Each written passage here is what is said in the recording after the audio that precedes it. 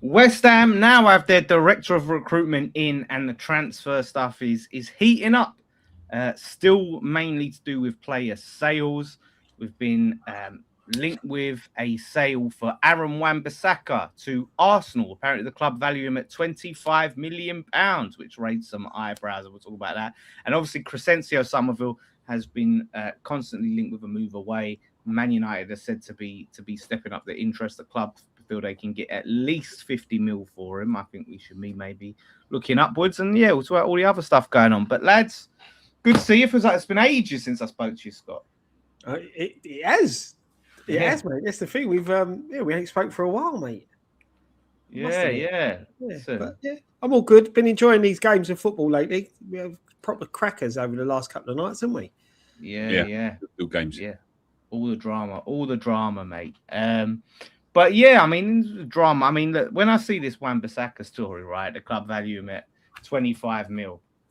I mean, I was like, thinking, if we can get 15 to 20, that's great business. Like, and this is going to be very interesting because the Mateus Fernandes business, the way we did that deal and got 85 mil for him, if they get anywhere near 20, that is incredible business for a player that fell off a cliff last season and we're probably looking to move on anyway. I mean, that would be, I can't see it, but after that Fernandes deal, you never know.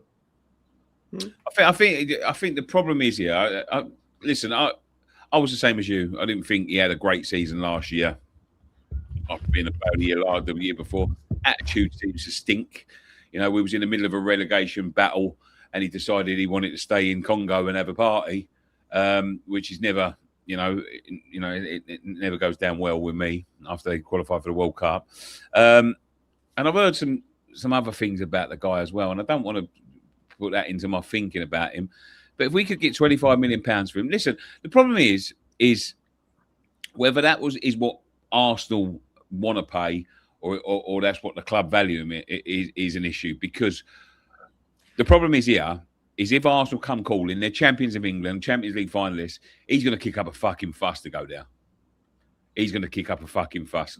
And you'd expect any player to do that if they were... We want him to go there. Yeah, we do want him to go there. But if they turn around there and say, well, we can, but we're only going to pay 10 million, then we're going to have to sell him for 10 million because it's the club that's involved in the transfer. It's an attractive club. He ain't got the best of attitude. I don't want anybody here that don't want to play for us. Nobody. We've had years and years and years of this shit. Players coming here to use it as a stepping stone. Diouf saying what he said. Fernandes obviously doing what he's done. And now Wan-Bissaka, he could have his head turned here. If you don't want to play for us, fuck off. Simple as that. Yeah. We don't need people around here that don't want to play for us. Yeah, I agree with you, mate, in that sense. But why shouldn't we demand the money that we want, whether he wants to be here or not? At the end of the day, he's our player. He's contracted to our club. If Arsenal want him that badly, pay the money. Yeah, that's what it all boils down to. And this for me is this new era of West Ham. We're not going to have our pants pulled down and spanked each time we're trying to offload a player. This is now making a statement. We got 85 million for Fernandes, which is a great deal. He didn't want to be here. Exactly. It's a great deal for the club. At the end of the day, he's a championship player, been relegated twice. Look, he had a fantastic season, but at the end of the day, 85 million is a good bit of business. And that's it. We're in the driving seat. This ain't Sullivan transfers anymore. And people need to pay up and pay attention to that. We're not going to pay over the odds for players and then undersell ourselves. And this is what I like to see. Yeah. That Fernandes deal was a marker. That was set down to show everyone. We, like you said, Scott, we're not here to take the piss out of. We're not here to roll over just because you're Arsenal and you want our player.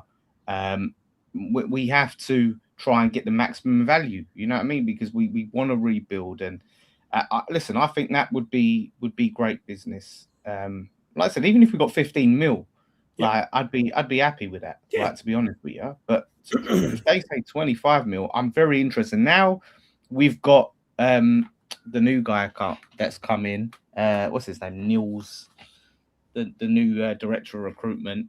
Hopefully he can get it over the line. I mean, what do you think about the both of you guys think about this getting this new director of recruitment in? It's the way that football clubs should be run. Mm-hmm. It's the way that football club. There should be people in a department looking for the best deals for the football club, and that is where we've gone. This is why we are in the situation we're in. Apart from one or two gems we've got there, right? Apart from the Stuyvesant days where we had a couple of players there that look, Alvarez is people saying 10 million for him. I think that'd be crap. That'd be rubbish business to get 10 mil for Alvarez after we pay 40.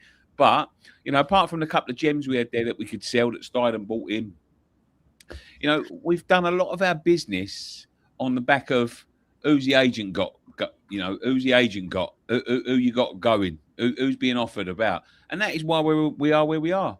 Because the agents, they're not football experts, they're money experts. And that's what they do. They will offer you, and they'll never give you the best deal that you can get for a player, because the more that they earn for their player, the more that the fucking commission that they get, you know? So, you know, this is the way that football clubs are run. You know, we have to start putting, we could be a serious football club. We could be, right?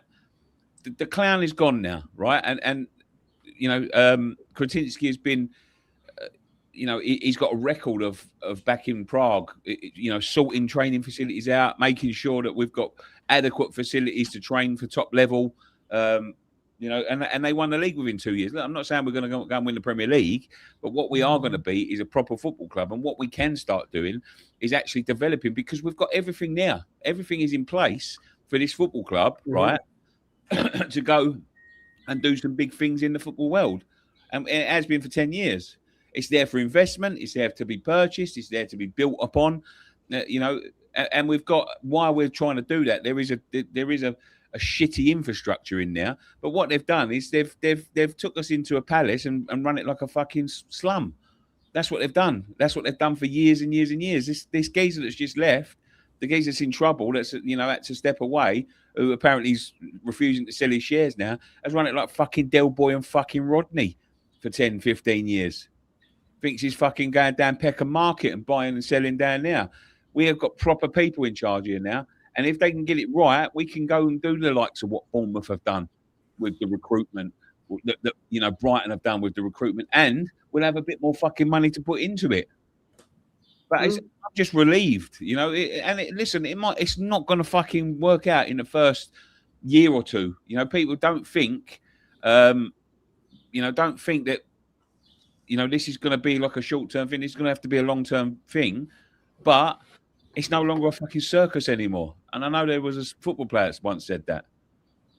But that's the thing, mate. That's the thing. It seems that with the new regime that's come in, or not come in, but as sort of now tried to take over or taking over, they are looking at more at the footballing side business model.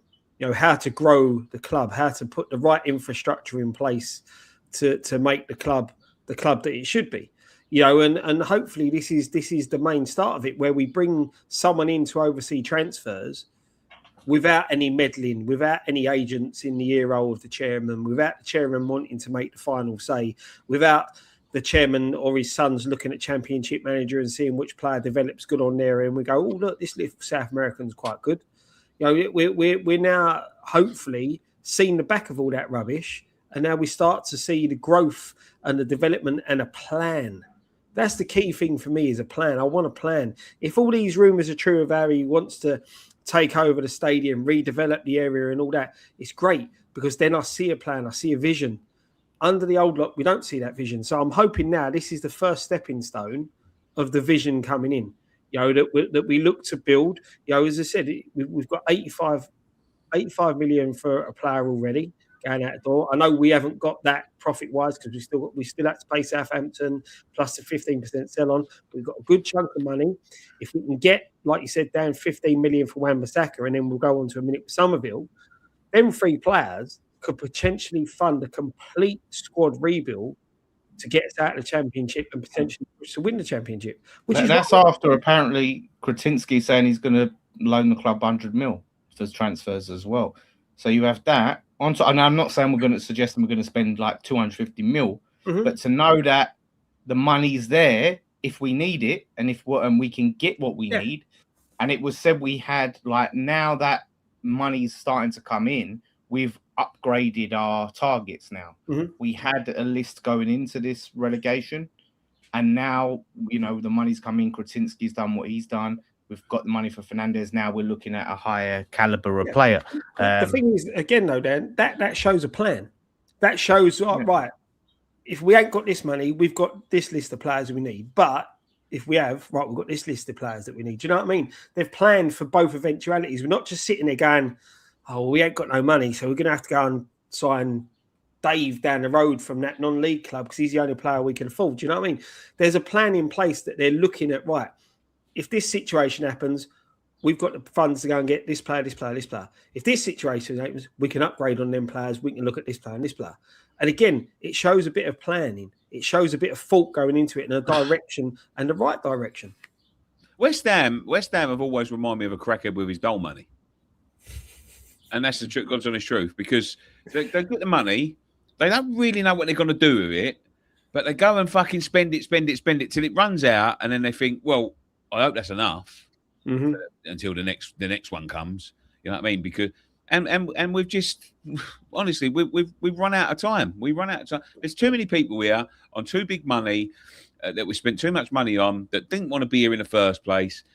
Relying on agents to tell you, oh yeah, he wants to come. Of course he's going to fucking say that. He gets fucking commission out of it. Of course. Nick, you're looking at your terminology, you're looking at the agency, your dealers. They're always going to try and sell you the best bit of crack. Yeah. No, enough crack talk now. Yeah, it wants to be monetized. But yeah, so like I said, you know, that's looking good. It's coming in. People want to talk about Gustavo Sarr, which is a really talented young player from Portugal, 21 years old, who's been smashing it there. I think he's like a creative midfielder.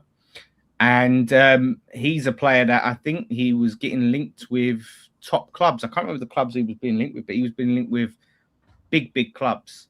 And this just seems like one of Nuno and Mendes's like Portuguese special pull-offs. Now the deal's not been done; it's not been agreed yet, but there's been a lot of promising noises. And look, I haven't watched him, but you know, Nuno's got a good track record when it comes to shopping in Portugal, and if he's being linked with like some of the best clubs in Europe, and we get hold of him, I think that's a win-win. And for him, like I said, to come to West Ham where you know you'll be the main man in this position, we've been needing that creative midfielder.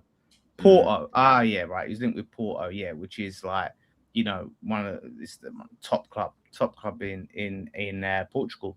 So to go for that, and then we end up getting him, I think it's a good introduction to English football for him to come win the championship, help us get promoted, and then elevate from there. So if we can get that over the line, that's huge. If he has aspirations of wanting to play in England, then I think we've got a chance. And then obviously the George Mendes thing can definitely help. I think if you look at the way he built Wolves from the bottom up, he left Wolves in a good place, and it was only the fact that they mismanaged their club and their finances, really. That you know, but you think about when they come up, the players that they had. You remember, you know, the Neves in midfield, and he played in the Championship for them, you know, and he was touted to be going to all of these big clubs, you know, Semedo at right back, and you know they had their defence sorted out. You know, they had some good players. Real Jimenez, when Real Jimenez was fucking a top striker. I mean, he's still a top striker now, and he's gone back there. But you know, when he was a top forward, you know, all of these sort of exciting players that they had, Wolves, and they was a decent side,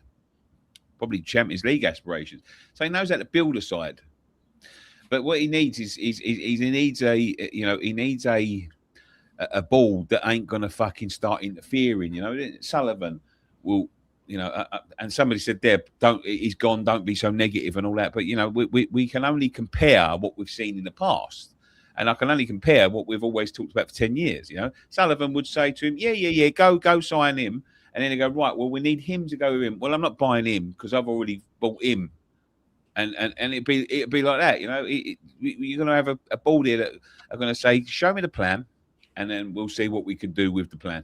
And there's going to be all sorts of alternatives. It's going to be a lot better a lot better in terms of the way it's run. But if we can go and do that, West Ham are a big club. There are so many people that will sit there and try and tell you different. Spurs fans will be telling you, look at. I mean, their delusions already started. They've only been out of fucking relegation battle for fucking 5 minutes, and all of a sudden they're going to win the league again. But they'll all tell you, West Ham are a big club. West Ham are a big club. And when it's being run properly, the only reason we've been held back over these past years and the reason why we've had these big players and come and want to leave is because the place ain't being run properly. They get here and they find out that it ain't being run properly. And then they go, well, it could be a big club, but, I think I'll go. We're a big club. If it's getting run properly, there will be people, the likes, the big people in Portugal, like the big clubs in Portugal, won't be able to compete with us if we want to take them players and we want to, like the likes of Porto, because likelihood is we're going to be in the Premier League next year if we get it right. So, it's good days. Do you know what? I think I'm so pleased about this relegation because I think it's given us, the kick up the arse that we needed. Yeah, that's it, mate. Sometimes you need to hit rock bottom to bounce back up, and that's what I think we've done. Yeah. And the signs at the moment. Look, I know it's still early doors, and there's a lot to go on before we even kick a ball. I'm going to say, sorry, it's going the right way. Before you say this, people call us a small club. People want to talk about a small club. We've sold the second most season tickets in this fucking country, not in the league, in the fucking country, and we're in the second division. Yeah, says it all, doesn't it? That's the thing. This is what I said, mate. You are right. We are a big club. We've just been so mismanaged over the years, and that's the issue. If we were run the right way with the right people who had the football in mind and the right business brain to make a club work, we could have been in a massively better position than where we are now. And we had the chance to push on and we never really took it. Yep. Now, now we're all excited and looking forward to a new season, and I think that's why it's good that we're really sort of establishing these players that we're moving on the players that ain't going to be like the Wan-Bissaka, like the Summervile. Listen, would be great to keep him, but we're not going to keep him. However, having like someone like Man United now, they must look right and see the way they missed out on Fernandes, the way that Spurs just slapped the money down and showed ambition. They've got to really start to look to do the same, because I think a lot of people start to look at Man United and other players and fans go, are they really serious? Like, Man United should be ashamed of themselves. Yeah. Yeah, listen, I think club in the world. I think the fact that Spurs have paid Fernandes 250 grand a week, I think is absolutely obscene. But they never tried to go, okay, let's match what Spurs have bid, and then offer him less wages but something else. And look, we're in Champions League. They never even tried that. They just looked at them figures and was like, we're out. And I think that's the thing you got to look at though with that Fernandes deal for Spurs, it could backfire on them because it might rock the boat because players are not on that sort of money. This is the but thing. From our point of view, it's a big transfer. They've just spent a lot of money, and I said this to the boys at We Are Tottenham the other day when I went on their channel. Listen, if these two don't work out, that's a lot of money. That's a lot of money that you're stuck with for a long time. That's £525,000 a week for your two midfielders. Like, the crazy thing is, mate, it hates me to say it, but they've got the money to do it. Yes, that's the crazy thing about it. I don't know how. Fucking every other fucker's got to sell them. Newcastle's got more money than any fucker, but got to sell their players. They've just had 2 relegation battles, and they've not in Europe. But I think it's because they're not in Europe that they can spend. Yeah.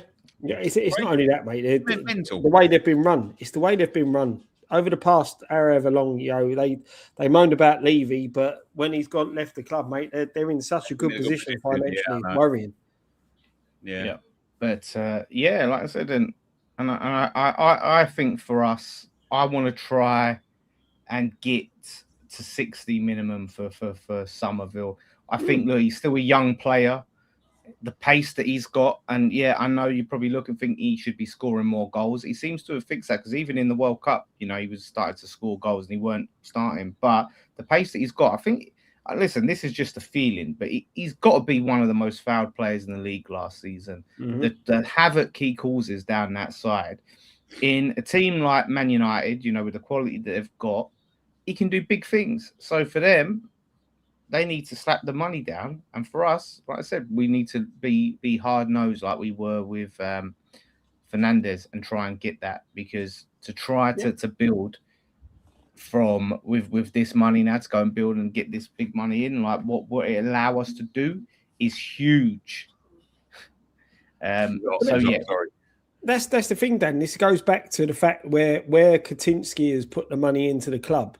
We've gone from a position where we have to sell players to generate the income to go in. Well, we don't have to sell, so if we're going to sell, we want our top dollar for them. Yeah, like I said, we're in a much better position than. You go back to when we got relegated, and I turned around and said to you guys, us going down in the position that we was in then, I felt going into the season we were behind the other two teams that got relegated with us, and the 3 or 4 teams that missed out on promotion, like via the playoffs. I now think with Captaincy coming in financially, we're in the best position in that league.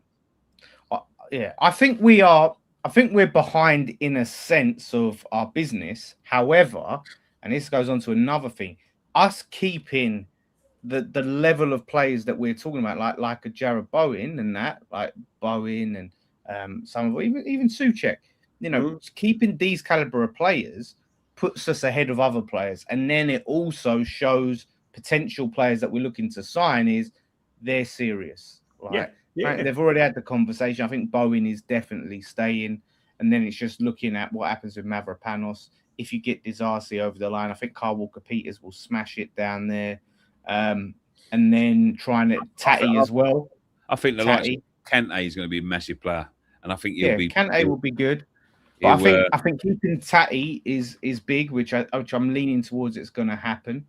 It looks like Wilson is off to Brentford, which, look, I can't blame him. He's going for the 100 goals. The club wanted to keep him, but he is very close to joining Brentford. It is a very good move for him, and he'll probably get that record. It's annoying because I think that if we had come up, he'd still score goals next season for us in there, and it would have been nice for it to keep hold of him at least until January. Even put something in his contract that, if we weren't looking like we're going to get promoted in January, he could go on a free to try and achieve that dream. You can't knock him for that, and but he still probably would have only been a bit of a bit part player, because I don't envisage us playing 2 up top without 2 strikers that are going to press. I've said it before. Last season he was our best striker. He's the best. He was the best finisher at the club, and he just didn't get given the right amount of game time, in my opinion. I think he would have been with the amount of games in the Championship in the club. I think he would have been a big bit part player. Like, he would have been number 2, but he would have made a big impact, and I think you'd have got a lot of games. But we could go and get one of these players that have been languishing down there, one of the better players in the Championship, and buy them, because we're going to be favourites to go up. We're going to be favourites to go up. You know what I mean? So, I'd rather buy a nice young fresh striker rather than holding on to Wilson. If Wilson wants to get that record, man. Wilson, listen, he nearly fucking saved us himself. You know what I mean? Like, that's the sort of striker he is, and that's the sort of guy. The fact that he didn't get enough game time, didn't play the right systems. When he did get to play, he was isolated. Played the right system, he would have got the goals to keep us up. But going forward, he was 33 when we got there. We'll be 35 by the time we get back. We need to be looking forward now. Well, the thing is, I agree with you with in some respects, but I think to get out of this league, I would choose a proven Championship goal scorer over a young, exciting talent. Because I think that the key component for us this season isn't to build a team for the Premier League the season after, is to get out and then worry about building the team once we're out. We need to just bounce straight back up. And I look at it, if there's a striker there who's got goals proven in the Championship, no matter what age he is, so long as he's not ridiculously old. I don't think we need to there's a desperate urgency to slap big money down on that striker. No, not big because money. what I don't want to do, unless that striker, as you look at him, say, if that striker was someone we would have signed if we were still in the Premier League, I'd say go for him, right, and splash the money. However, I think if we was to sign, I just say that we sign a striker. I'm not saying we don't need to sign a striker at all, but I think we got enough goals with Tatty and Bowen between them, right? I think they'll score enough goals between them. Then when Souček comes back and gets fit, I think he's going to massively chip in with goals.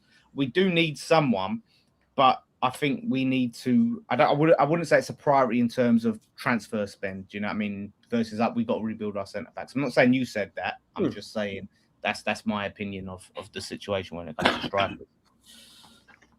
No, I get what you're saying, mate. But it's just I feel that the key priority this season is get back up. Yeah, you're right. And if you've got a 32-year-old striker who's season after season scored goals in the Championship, sign him, go get him. Yeah. Because he's hopefully continue that run and get us out of this league, which is the key component. A bit of Championship experience, I think, would go well for us. Like I said, you've got to balance it. Like Nicky was saying, with the likes of Kante and Potts and Magassa, the young midfielders, we still need someone to come in there with a bit more experience, especially with the injury that Souček's got. We now need to go and get an experienced Championship midfielder. Someone who's been there, done it, got the t-shirt, that type of thing, to play and sort of guide these youngsters through. We can't go into the season with just young midfielders. Yeah, we need a bit. I know they've had the experience of playing last season, especially Potsy with the games that he played. But you need someone in there with that older head, the wiser head, midfield general. Yeah. You like what Sunderland did, bringing in. Not that we're going to sign a player of that quality, but like what Sunderland did with Xhaka. Well, let me throw this out to you, Scott. Midfielder. I'll throw the baton back to you.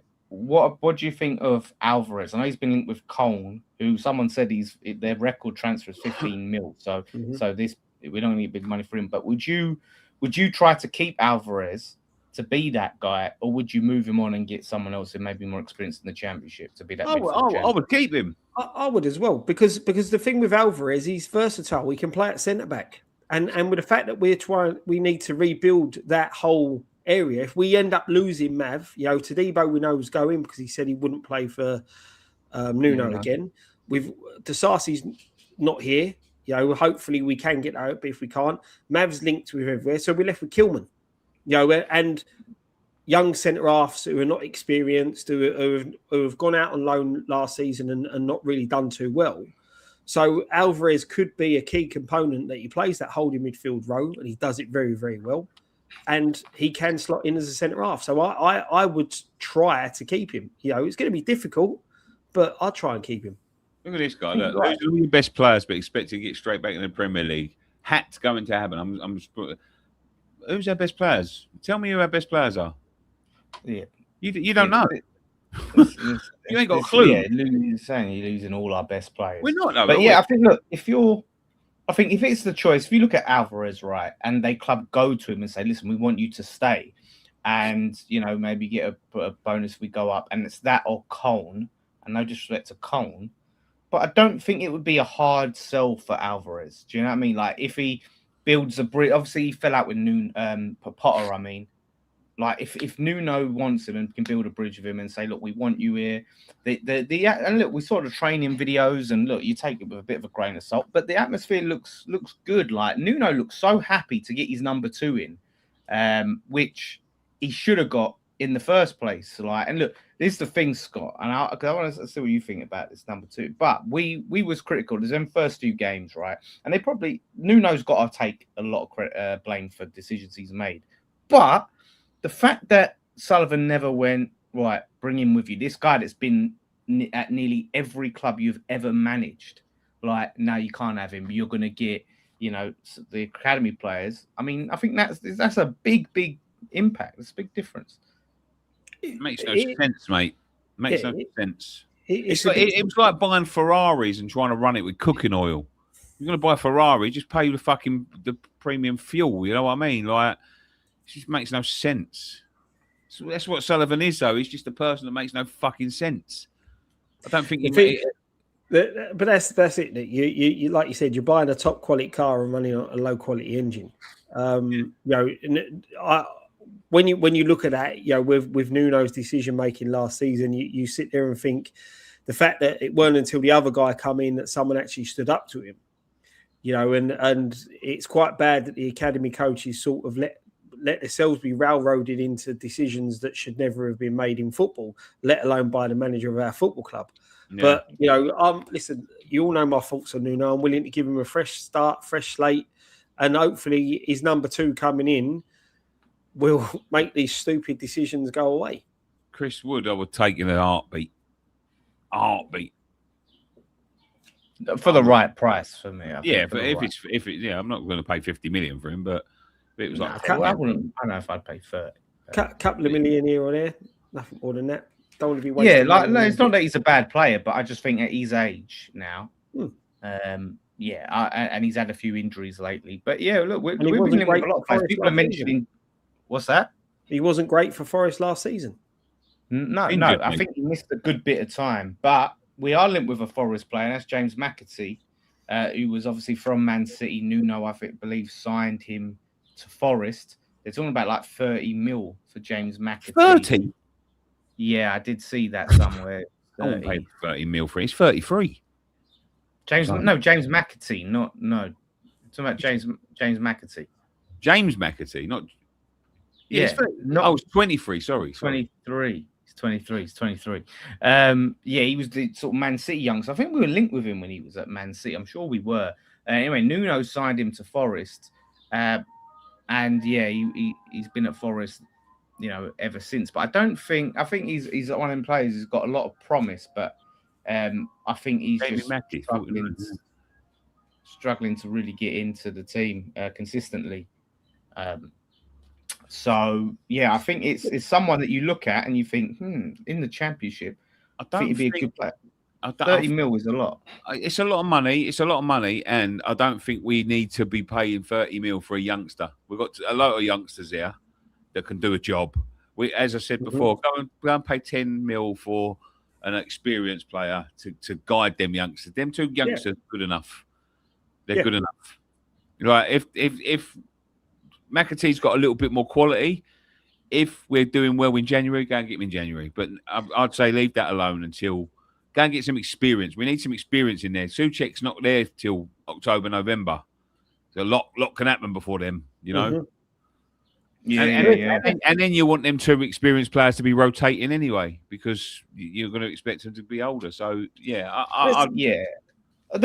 listen, I think maybe there's a loan deal to be explored there. If he's not getting into the team, if he's not getting the game time, then maybe his value can really increase by being a main part of our team in the Championship at a high-profile club. It's not like loaning him to flip in like Norwich or something. No disrespect to Norwich City, our mates over there. But like this is a high-profile loan. So I think that can be explored. I've seen Dwight McNeil is the one that's interesting to me, and I don't know how I feel about the Dwight McNeil links. I mean, he is an experienced player. I believe he has experience in the Championship as well with Burnley.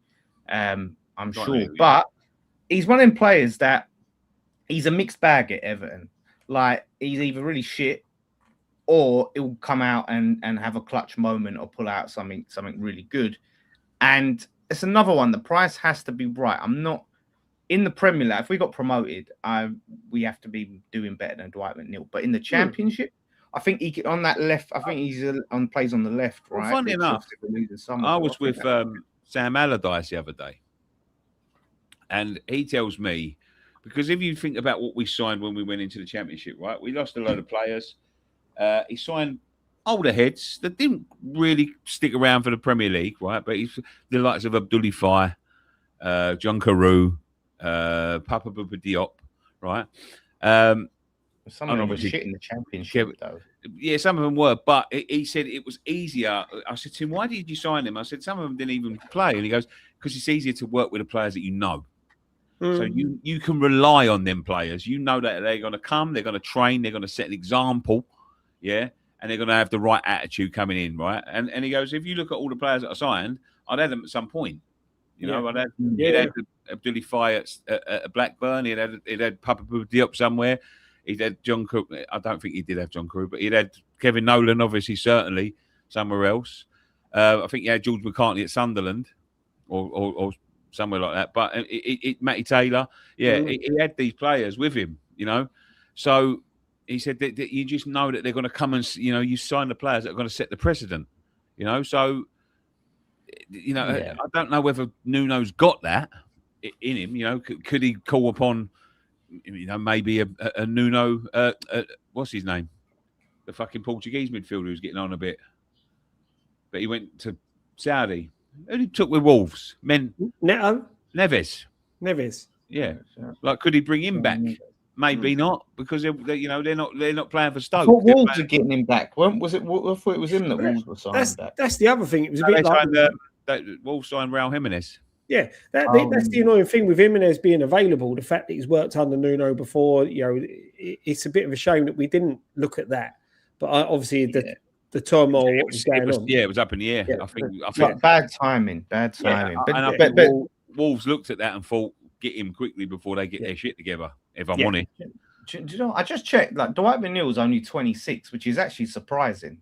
I really thought he was older than that, Dwight McNeil. Yeah, like I said, loan or like a decent fee, like a 15 mil, 20 mil. I think it's good business. But I do want to sign some pace on that left. I think we need to be signing 2 left wingers this summer. If we're selling Summerville, we need 2 left wingers. Yeah. If Dwight McNeil was one of them, like again for the Championship, I'm not mad at that, to be honest with you, for the right price. But we have to go and sign a quicker, pacier left winger.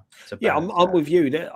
I do think that we've got to look at what we're going to be left with, and then sort of make the right choices. We have different styles of player as well.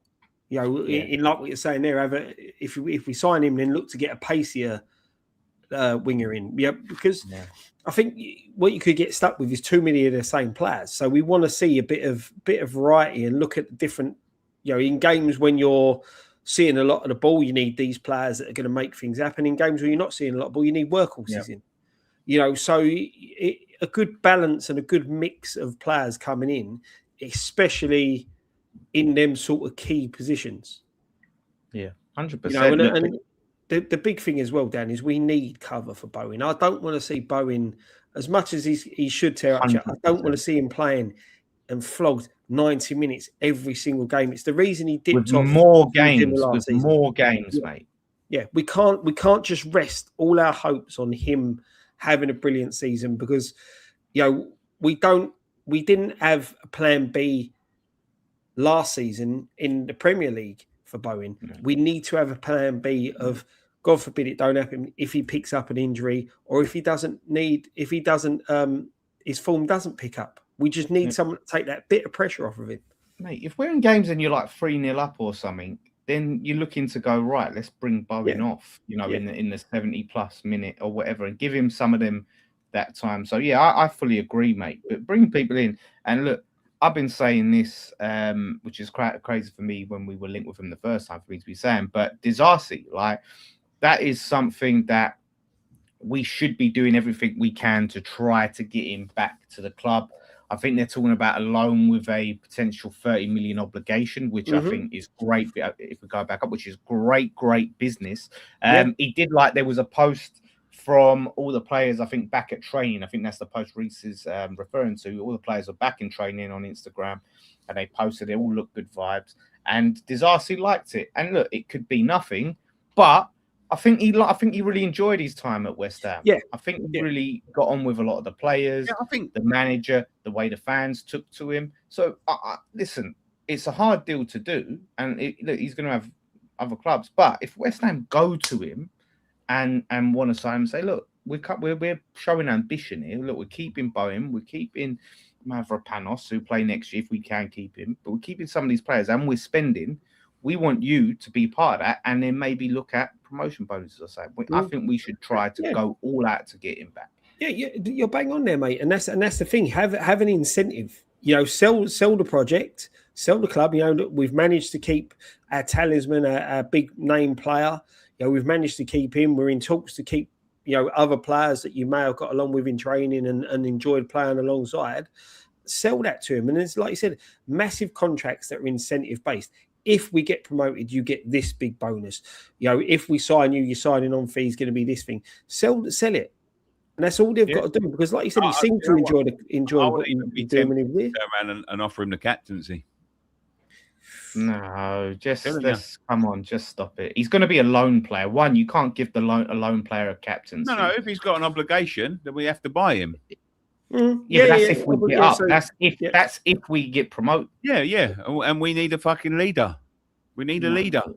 You can't. I'm sorry. How are you going to say to Bowen, stay at West Ham in the Championship? No, taking that armband off you. I don't know if Bowen would take it, mate. Honestly, he didn't look comfortable last year. He didn't look comfortable in the way he kept us. It was very early on. If you remember the Wolves game, very early on, when he started fucking row with people in the crowd, he didn't look comfortable. It didn't look like he was comfortable with it. By the end of it, he looked stressed. Yeah. I'm with you. The thing is, I didn't like Bowen as captain last season, but I think sometimes that you can have a captain, but then have a captain on the pitch. And I understand. That's Lucas Neal. Lucas Neal was never the captain. No, Scotty Parker was never the captain. Was never the captain. And I think that's what we need in the team. We need them type of players. Do you know what I mean? I think Bowen can be the club captain. Bowen can be the man that's at the forefront of it all. But take that leadership on the pitch pressure off of him. Bring someone in. Just having more leaders, and because we always had that, like a call. When you had like Noble and James Collins and Creswell, that were the experienced heads there. It was like, Noble's the de facto captain, but they was all seen as key leaders in the dressing room. And so I don't think you need to punish Bowen and rip the fucking armband off him. To go and have that. We just get those people in place. Hold on. Sorry, Disasi can't just walk in and be captain. He ain't just walking in. He's spent fucking half a season here. Yeah, but how you just walking in? Yeah, still. I'm sorry, but I would say it because listen, the geezer's a French international, right? He was nearly the difference between the staying up. Bowen's an England international. Yeah, so. What do you mean? You just say. What do you mean? Why is it so for Bowen and not so for Disasi? Because Bowen's not captain, Dan. He's not captain. We've gone through this over and over and over again. I don't know if Disasi's a captain. Look at the way he fucking controlled it when he came. Yeah, he played well, but we don't know how he's going to respond to having the arm. But I just think it's. You might as well say Bowen, fuck off. I think that also stems in having leaders in the right positions. Disasi come in and was a commanding presence in the back line. I think that helped massively with organising things. It's like, you just having players in there that can communicate and talk and can read the game well benefits the players you're playing. That benefits the players playing alongside them. When you have Tadibo and Kilman, and you have Mav and Kilman.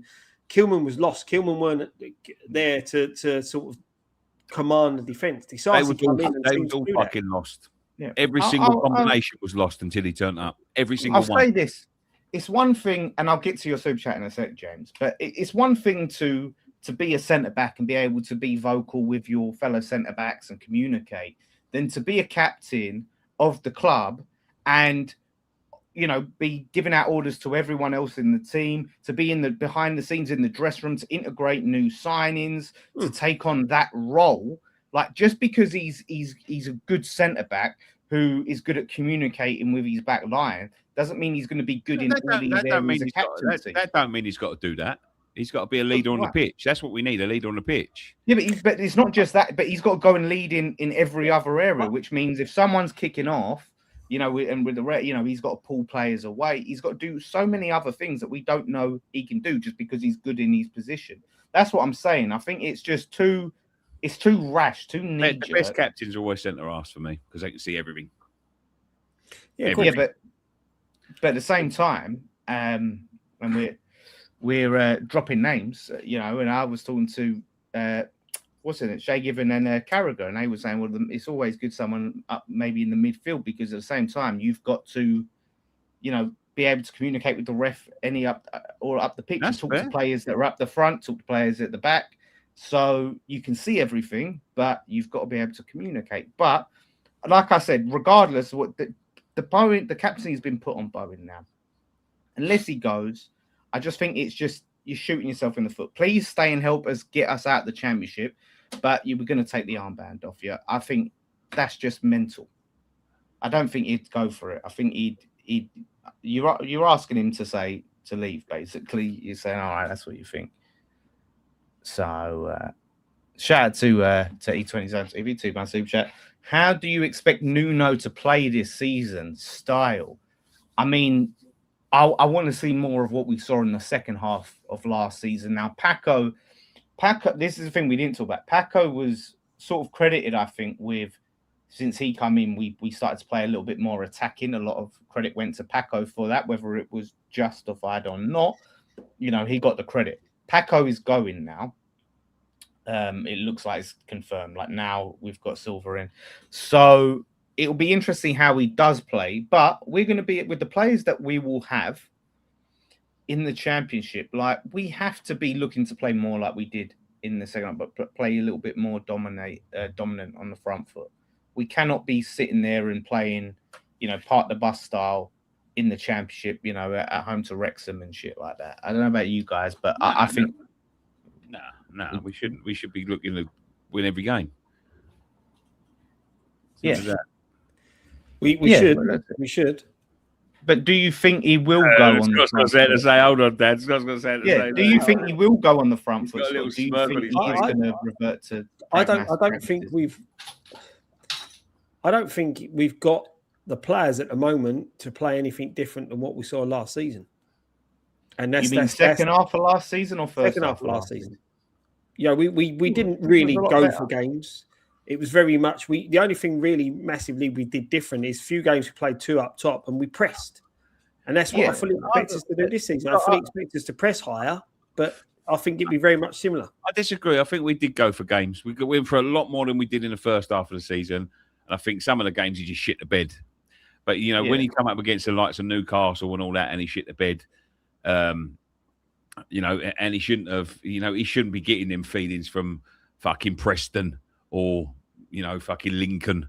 You know what I mean? He should be thinking, you know, he should be thinking about like the way we approached the games like Burnley and games like that when we had to go for it. You know what I mean? Yeah, So, but the problem is though, Nick, there was times when we should have done that and he didn't.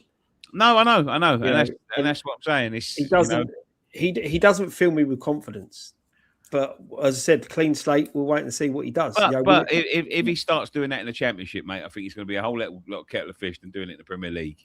Yeah, because we're going to be the Man City, right? Well, listen to what I'm saying to you. We're going to be the biggest team in the Championship, right? We're the biggest team. We're the biggest team with the biggest budget of players, right? The most money in our team.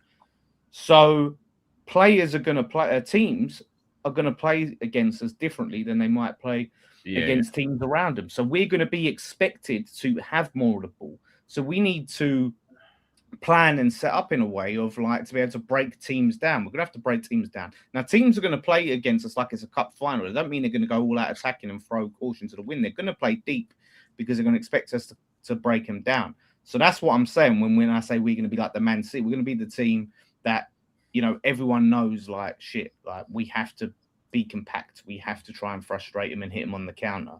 So we have to set up for that. If we go in and try to set up like that sort of team, then we're not going to break anyone down. We've got to be on the front foot most games. Listen, I think there's more chance of us under Nuno playing how Burnley played when they won the Championship than we have going on the front foot every game.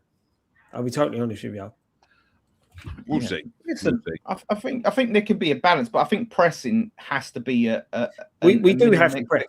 Yeah, if we're not pressing teams, then there's something wrong because we should be. And get him out. Yeah. Boys, can we start wrapping up? I think I'm going to die in here.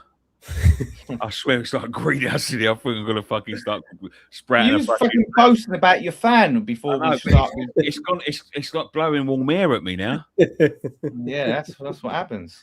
So yeah, and then I'll just say Pablo's up in the air whether he goes or stays. Someone said he'll get 20 plus goals, but I I don't know about Pablo. Off the ball, great. On the ball, suspect. But we'll see.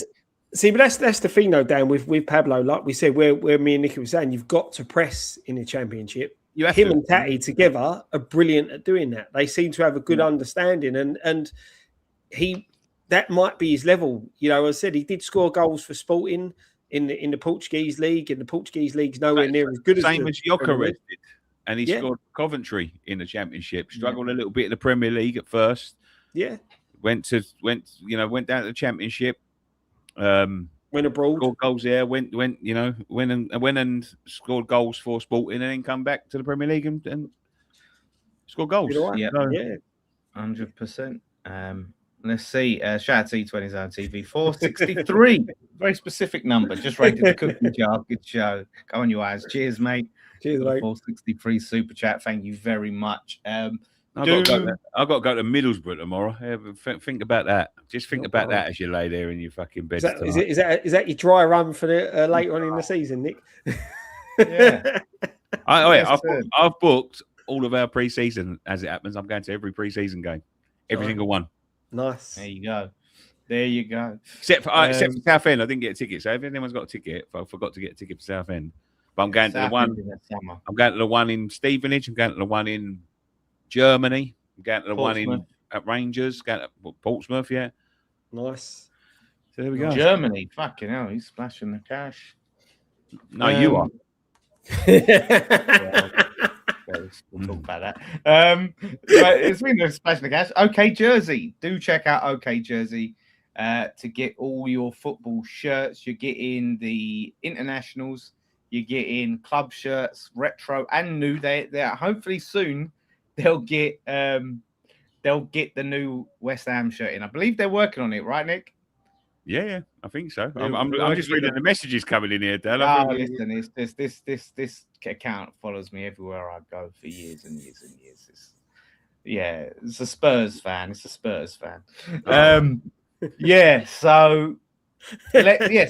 so go and get all those. So it's Nicky 10 is the code. Go get your shirts in. Get your international. Look at that shirt. That's the England shirt. Scott is sporting the classic, the retro. And you can get the brand new ones. It was too hot for me to whack this on, but I've got it here. I've always preferred the red shirt. Yeah, there are some for use in my boot as well. And that, if anyone was asking, that was a GTA Vice City shirt. It's my Miami shirt for Saturday. There you go. So, and then so you can go, but they don't do that on OK Jersey. No, they don't do that on OK Jersey. They do, but they do some quality ones on there, mate. Trust me. So go and check them out. And yes, if you do follow me on Twitter, do not reply to DMs at all. I got back into my account and then they took it back, so I'm still working on it. Turned out they hacked my email. My Twitter was hacked. So any talk about voting for me and anything, ignore. Don't click any links. But cheers, Kev from Art of Football. It's not his fault. He's in the same boat as me. But I thought I was doing him a favour and voting for him. And Academy of Football, mate. Not Art of Football. Academy of, what did I say? Art of Football, because I've got the Art of Football shirt, dude. Yeah, well, there you go. Yeah, did you hear that? Did you hear about that, Scott? He got freebies from Art of Football and we got fuck all. Nothing. I got a freebie. They DM'd me on my private Instagram account. Yeah, of course they did. Yeah. I reckon he done it on the West Ham Fan TV one. He went, send me. You would have seen it. The other two. You would have seen it. Yeah. But yeah, that was on my personal one. I had to just give that a shout out. So I did send me two. I gave one to my mum and then I've got the other one, but it's way too hot to wear that bloody thing. So, oh my God. If you don't hurry up and do this outro, I'm going to take my shirt off in a minute and people don't want to see that. I am, but I just see the fucking relentless. So listen, thank you all for watching. Like I said, we'll be here giving you all the updates as things start hotting up in the transfer window. So do go and check it out. Be back next time. So thank you all for watching. Do subscribe. One thing left to say. Come on, you Irons. Come on, you Irons.